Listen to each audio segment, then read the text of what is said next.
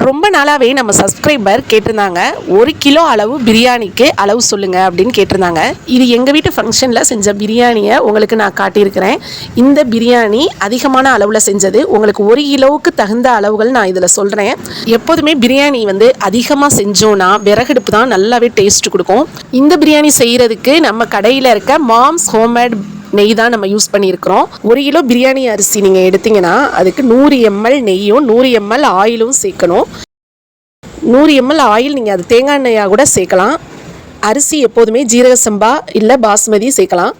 1/2 kilo பெரிய வெங்காயம் நல்லா நைஸாக கட் பண்ணி சேர்க்கணும். எண்ணெய் காஞ்சதுக்கப்புறமா வெங்காயத்தை கட் பண்ணதை அதில் சேர்த்து நல்லா பொன்னிறம் ஆகிற வரைக்கும் வதக்கணும். அதுக்கப்புறமா இஞ்சி பூண்டு பேஸ்ட்டு, இஞ்சி 100 கிராம், பூண்டு 100 கிராம், ரெண்டுமே 200 கிராம் பேஸ்ட் இருக்கணும். அதையும் நல்லா நைஸாக அரைச்சி இந்த வெங்காயத்தோடு கலந்துடணும்.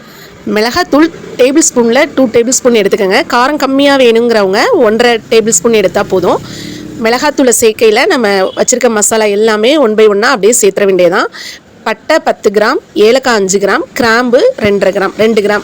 இதை அரைச்ச பவுட்ரு தான் இதில் நம்ம சேர்க்கணும். முழு பட்டையாக சேர்க்குறத விட பவுட்ரு சேர்த்தோன்னா நல்லாவே டேஸ்ட் கொடுக்கும். தக்காளி 300 கிராம் நல்லா நைஸாக கட் பண்ணி இந்த எண்ணெயிலே சேர்த்துருங்க. பச்சை மிளகாய் 1 கிலோவுக்கு ஒரு 8 பச்சை மிளகாய் போடுங்க. கொத்தமல்லி புதினா நல்லா ஃப்ரெஷ் இலையாக கொஞ்சம் சேர்த்துக்கோங்க. தயிர் 1/4 லிட்டர் சேர்த்துருங்க. நீங்கள் பிரியாணியில் மட்டன் சேர்த்திங்கன்னா 1 கிலோ அரிசிக்கு 3/4 கிலோ மட்டன் சேர்க்கலாம். அதே சிக்கன் சேர்த்திங்கன்னா 1 கிலோ அரிசிக்கு 1 கிலோ சிக்கன் சேர்த்திங்கன்னா தான் பிரியாணி நல்லா வரும். எல்லாத்தையுமே நல்லா மிக்ஸ் பண்ணி கறி ஒரு அரைப்பதம் வர்ற வரைக்கும் வேக வைக்கணும். நல்லா அரைப்பதம் வெந்து வரையில் தண்ணியை அளந்து நம்ம ஊற்றிக்கணும். சிக்கனாக இருந்தால் நீங்கள் ஒரு 1/4 பதம் வெந்தால் போதும்.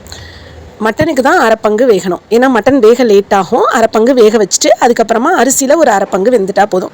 சிக்கன் ரொம்ப வெந்துச்சுன்னா உடஞ்சி வந்துடும். அதுக்காக தான் உங்களை நான் 1/4 பங்கு மட்டும் வெந்தால் போதும்.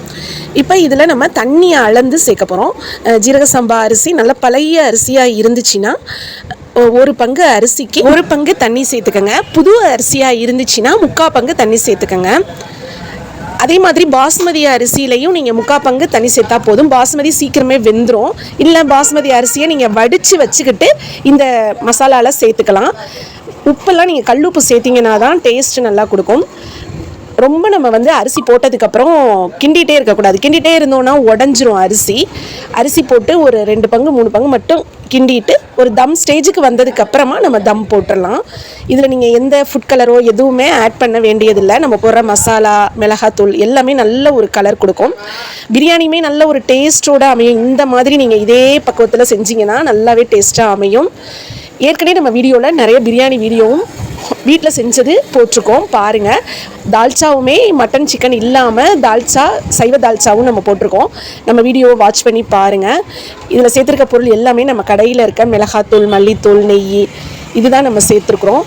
உங்களுக்கும் இது மாதிரி நல்லா அரோமாவான நெய் வேணும், ஹோம்மேட் நெய் வேணும்னா ஸ்க்ரீனில் தெரியுற நம்பரில் ஆர்டர் கொடுங்க. நாங்கள் கொரியருமே அனுப்பி விட்டுக்கிட்டு இருக்கிறோம்.